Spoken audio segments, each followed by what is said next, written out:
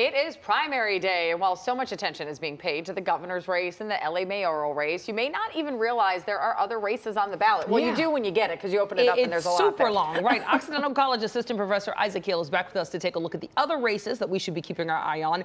Isaac, there was a lot made about Prop 50 and the redrawn maps, which has led to an intriguing race that our viewers have probably heard about thanks to the overwhelming volume of ads being paid for, the 40th District House race between Young Kim and Ken Calvert. Let's talk about that one because we focus so much on the governor and mayoral race. Yeah, so this is a really interesting race. Both Young Kim and Ken Calvert are incumbent members of Congress who, because of Proposition 50, have been essentially drawn together. So you have two incumbent members of Congress from the same party running against each other because of this redistricting effort. And you've probably seen ads for this race, even if you don't live in their district, because you are part of the same media market. And so there's a lot of ad spending going on here, accusations being thrown back and forth about the other being insufficiently supportive of President Trump.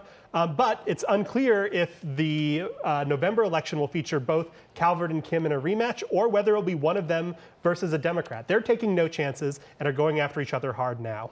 Okay, well, that'll be fun to watch. I like a little drama. Absolutely. In some of these other races.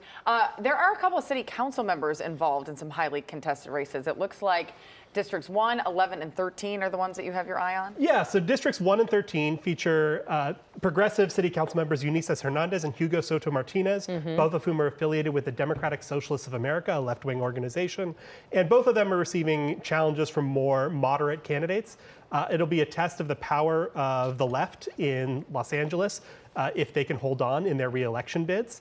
Another really interesting race is in CD11, which is out towards Venice. That's where incumbent city council member Tracy Park, who's on the more moderate wing of the city council, is receiving a challenge from Faiza Malik, who is running not only as a more left-wing candidate, but also challenging Park's opposition to local developments. I have to say, I live in that district. The amount of advertising that has come to my doorstep and people knocking on my door has been crazy for both of them.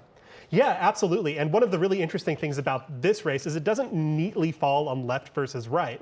You see, despite the fact that Park is the more moderate candidate, you see Malik, her challenger, hitting her for being opposed to new development and being maybe anti-developer in the district. Very interesting. Okay, let's turn to the race for city attorney. And we're hearing the incumbent might not make the top two. How are you feeling about this one? So the incumbent city attorney, Heidi Feldstein Soto, has been the subject of a lot of controversy in her time in office over the last 4 years. So there's been, most recently, there was a big news story about a data breach that occurred in the city attorney's office where the disciplinary records of a lot of members of the LAPD were leaked. And that was something that cost her the endorsement of the LA Police Protective League. She's facing major challenges both from Deputy District Attorney John McKinney as well as Civil Rights Attorney Marissa Roy, both of whom are gunning for the seat as well. It's possible that Feldstein Soto might not make the second round, but any two of these candidates could advance. All right. Well, we appreciate you being here this morning. And I was joking earlier, the judges' races, the school board races, they're all extremely important to where you live. So make sure you get out and vote and take a look at all of those races, too. Absolutely. All right. Thank you, Isaac. We're going to see you at the top of the hour, it sounds like, again. So thank you for sticking with us as well as we continue our Election Day coverage.